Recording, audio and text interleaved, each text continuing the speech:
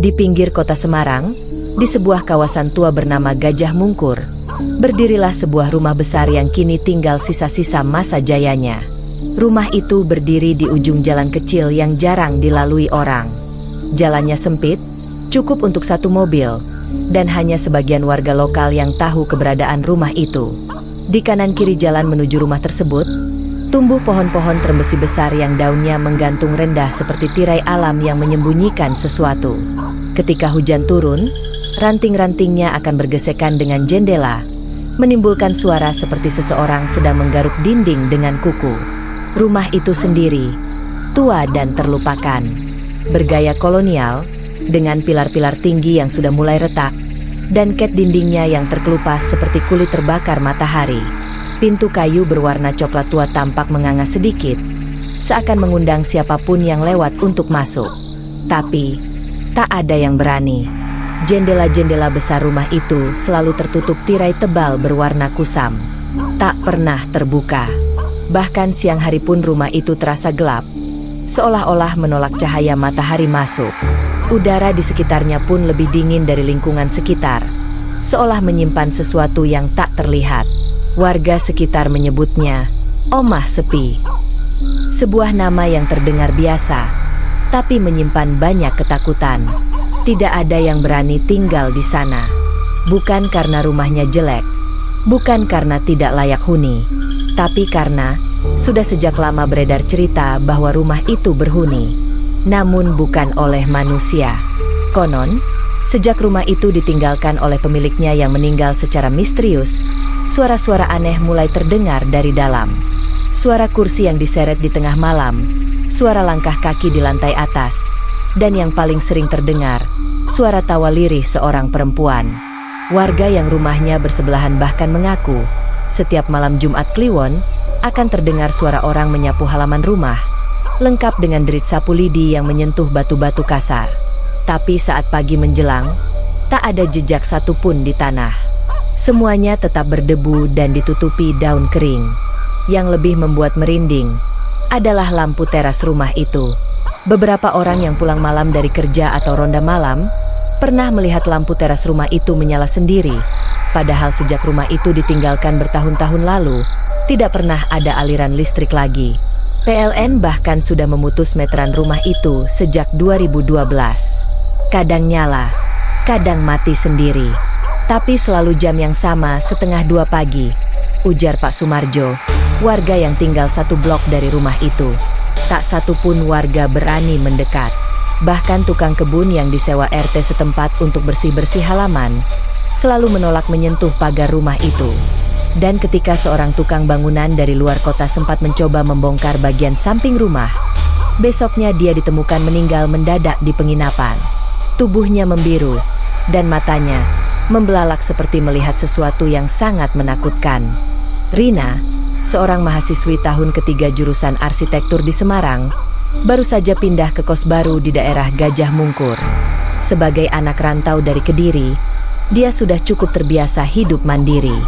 Alasan kepindahannya sederhana, kos lamanya terlalu mahal, dan orang tuanya sudah memberi peringatan soal keuangan. Maka ketika dia menemukan kos kecil dengan harga miring tak jauh dari kampus, tanpa pikir panjang, dia langsung mengambilnya. Ia tahu, tempat itu dekat dengan rumah tua yang sering dibicarakan warga. Tapi Rina tidak terlalu peduli. Ia bukan tipe yang percaya begitu saja pada cerita mistis. Menurutnya, semua cerita hantu, gangguan makhluk halus, dan rumah angker hanyalah bumbu dari masyarakat yang gemar melestarikan ketakutan kolektif. Lagi pula, ia berpikir, kalau memang ada hantu, masa ia tiap rumah kosong dihuni setan? Namun keyakinannya mulai goyah pada malam ketiga sejak kepindahannya. Malam itu, sekitar pukul 11, Rina baru pulang dari kampus setelah menyelesaikan tugas kelompok di studio arsitektur. Langit malam cerah, tapi jalanan kecil menuju kosnya sepi mencekam. Suara bising kendaraan sudah lenyap sejak pukul 9.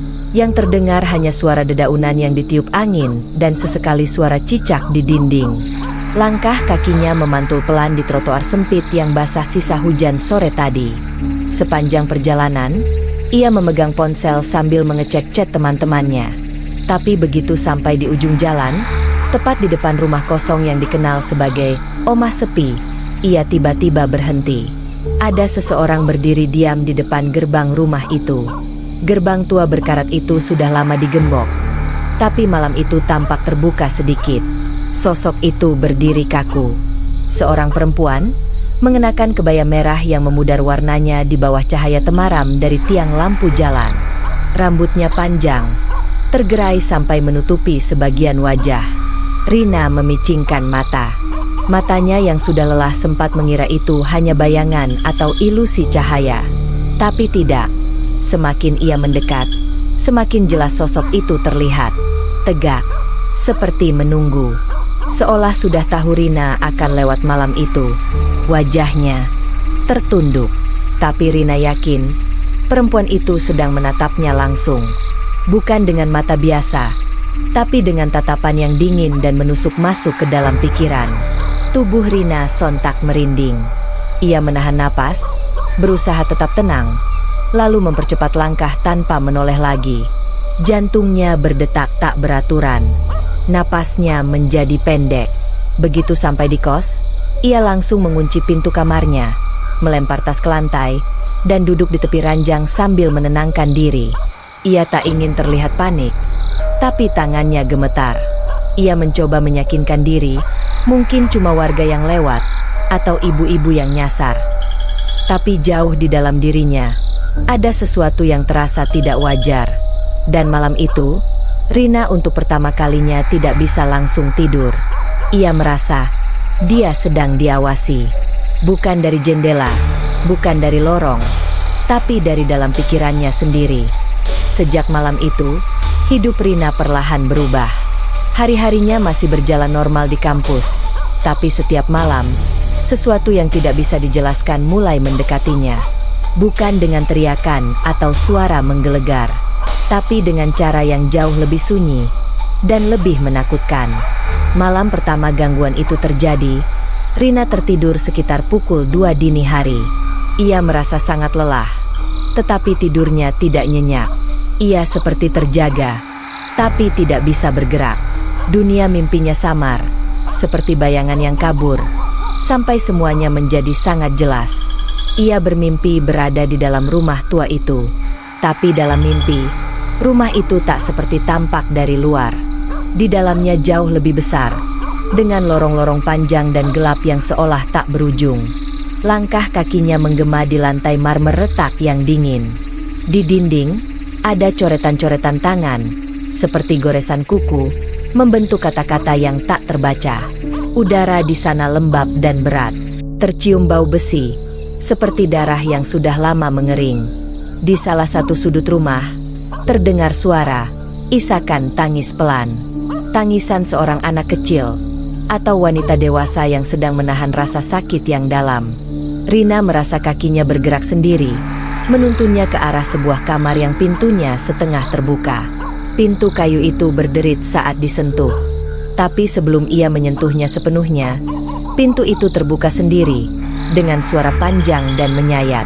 Dan di dalam ruangan itu, berdiri seorang perempuan, mengenakan kebaya merah lusuh, rambut panjang menjuntai ke bawah. Kepalanya menunduk, bahunya gemetar pelan. Tapi ketika perempuan itu perlahan menoleh, yang terlihat adalah wajah tanpa mata. Kosong, hanya kulit pucat yang menegang seperti lilin meleleh. Rina tak bisa bersuara, tak bisa lari. Perempuan itu membuka mulutnya, dan dari sana, suara berbisik pelan terdengar. "Rumah ini milikku." Suara itu seperti bergaung di seluruh ruangan, gema tanpa sumber. Dan saat Rina mencoba memundurkan tubuhnya, tangan dingin mencengkeram pergelangan kakinya dari bawah ranjang kamar itu. Ia terbangun. Jantungnya berdetak sangat cepat, napas tersengal. Seluruh tubuhnya basah oleh keringat dingin. Tapi yang membuat bulu kuduknya berdiri bukan cuma mimpi itu. Melirik ke arah pintu kamar kosnya, ia melihat sesuatu. Bekas langkah kaki, basah, seperti bekas orang yang berjalan dari tanah berlumpur, masuk ke dalam kamarnya. Tapi tidak ada jejak kembali keluar. Hanya sepasang langkah, mengarah ke tempat tidurnya, dan berhenti di sana. Rina mencoba mengabaikannya. Ia mengira itu mungkin hanya mimpi yang terlalu nyata. Ia bahkan mengepel lantai paginya, berharap semua itu hanyalah halusinasi karena kecapean. Tapi gangguan itu tidak berhenti. Malam berikutnya, saat jam menunjukkan pukul 1.48 dini hari, ia mendengar ketukan. Pelan, tapi berirama. Tok, tok, tok. Awalnya ia pikir itu dari kamar sebelah. Tapi ketukannya berasal dari pintu kamarnya sendiri. Ia diam, menunggu. Lalu suara itu datang lagi. Tok, tok, tok. 3 ketukan pelan, seperti seseorang yang tidak terburu-buru, tapi sangat yakin ia akan dibukakan pintu. Dengan perasaan campur aduk antara takut dan penasaran, Rina membuka pintu. Tidak ada siapa-siapa. Lorong kos gelap dan sunyi. Lampu di ujung lorong berkedip-kedip, menciptakan bayangan aneh di dinding. Ia segera menutup pintu dan menguncinya kembali. Tapi malam itu, ia memutuskan untuk mengecek rekaman CCTV dari kamera gerbang yang mengarah ke jalan depan. Dan di sana, ia melihatnya. Sosok perempuan berkebaya merah, berdiri diam di depan gerbang kos, menghadap ke dalam, tidak bergerak sama sekali. Selama 17 menit, perempuan itu hanya berdiri, seolah menunggu sesuatu. Kepalanya menunduk, rambut menutupi sebagian wajah. Tapi ada sesuatu yang aneh. Di menit ke-10, sosok itu perlahan mendongak. Dan Rina merasa seolah perempuan itu menatap langsung ke arah kamera. Matanya kosong, hitam, dalam, seolah menembus layar dan menatap balik padanya. Setelah itu, dalam rekaman, sosok tersebut perlahan menghilang. Bukan berjalan pergi, tapi seperti lenyap ditelan kegelapan. Beberapa hari setelah gangguan makin sering muncul, Rina yang sudah mulai ketakutan akhirnya memberanikan diri untuk bertanya kepada Buarti, ibu kosnya yang sudah sepuh. Perempuan tua itu tinggal di rumah utama, tepat di depan kos, dan dikenal sebagai sosok yang pendiam tapi penuh pengamatan. Awalnya, Buarti enggan menjawab saat ditanya soal rumah kosong itu. Tapi ketika Rina menyebut kata perempuan berkebaya merah, raut wajah ibu kos langsung berubah. Ia terdiam lama, lalu berkata pelan, "Jadi kamu udah lihat dia ya?" Sambil menyeduh teh hangat, Buarti akhirnya mulai bercerita. Suaranya pelan, seperti membisikkan rahasia lama yang sudah terlalu lama dikubur. Dulu, rumah itu ditempati seorang perempuan, masih muda, namanya Raras. Tapi orang-orang sini lebih sering manggil dia Mbak Raras. Wajahnya cantik, anggun, tapi sangat tertutup. Nggak pernah keluar rumah kecuali malam hari. Kadang cuma duduk di teras sambil menyisir rambutnya yang panjang. Tak ada yang tahu pasti siapa keluarga Raras. Ia tinggal sendirian di rumah itu sejak awal 2000-an. Beberapa orang bilang, ia pindah ke situ setelah suaminya meninggal. Yang lain bilang, ia memang sengaja mengasingkan diri karena membawa bawaan yang tak biasa. Tapi yang semua orang tahu, rumah itu mulai terasa berbeda sejak ia tinggal di dalamnya. Warga mulai sering dengar suara gamelan lirih menjelang tengah malam. Bau kemenyan tercium bahkan sampai ke ujung jalan. Dan beberapa anak kecil mengaku melihat bayangan perempuan lewat di belakang jendela. Padahal Mbak Raras tidak pernah membuka tirai rumahnya. Dia seperti menjaga rumah itu bukan buat ditinggali, tapi buat disembunyikan, kata Buarti sambil menatap kosong ke arah luar jendela. Sampai suatu malam di tahun 2004, rumah itu sunyi. Tak ada bau dupa, tak ada suara. Hening, terlalu hening. Beberapa tetangga curiga karena biasanya lampu teras menyala, tapi malam itu gelap total. Baru pada hari ketiga, warga memutuskan memanggil RT dan membuka paksa pintu rumah. Dan di sanalah mereka menemukan tubuh Mbak Raras, tergantung di langit-langit kamar.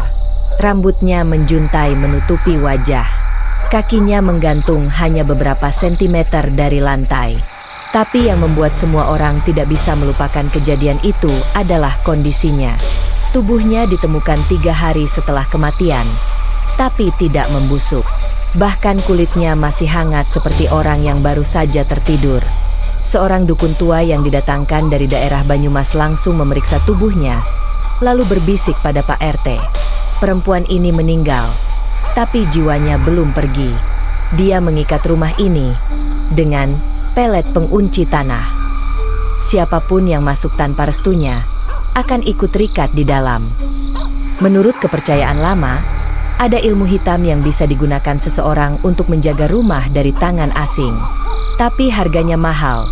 Jiwa si pengguna akan tertinggal di rumah itu selamanya, terperangkap antara dunia nyata dan dunia arwah. Dan sejak saat itu, rumah itu kosong. Tapi bukan berarti tak berpenghuni. Karena rasa penasaran yang makin besar, Rina akhirnya memutuskan untuk masuk rumah itu bersama 2 temannya, Aldi dan Sarah. Mereka membawa senter dan kamera. Saat masuk, udara langsung terasa berat, seperti ada yang menekan dada. Ruangan dalamnya berdebu, tapi anehnya, ada kursi yang bersih, seperti baru dipakai. Jam dindingnya masih berdetak, padahal tak ada baterai. Di kamar tengah, mereka melihat tulisan besar di dinding, "Kembali sebelum aku mengincarmu." Sarah mendadak pingsan, Aldi muntah, dan Rina melihat sosok Mbak Raras berdiri di depan cermin dengan mata penuh luka menghitam. Mereka kabur, tapi sejak malam itu, Rina terus melihat sosok perempuan itu di bayangannya, di cermin kamar mandi, di pantulan jendela. Bahkan di layar ponselnya, foto selfie yang tidak pernah ia ambil. Sarah akhirnya drop out dari kuliah karena sakit misterius. Aldi pindah keluar kota tanpa pamit. Dan Rina, dia tetap tinggal, tapi mulai berubah, menjadi pendiam. Matanya sayu, sering mengigau di malam hari. Sampai suatu malam, ibu kos mendengar suara Rina tertawa pelan di kamar. Ketika kamar itu dibuka keesokan harinya, kamar Rina kosong. Hanya ada kebaya merah tergantung di jendela. Rumah itu kini terkunci rapat. Tapi warga mengatakan, sejak kejadian Rina, rumah itu tidak lagi sunyi. Setiap malam Jumat, terdengar suara langkah kaki dari dalam. Ada yang menyapu, ada yang memasak, dan sesekali suara perempuan menyanyi pelan. Omah iki, dudu kosong. Omah iki, omahku.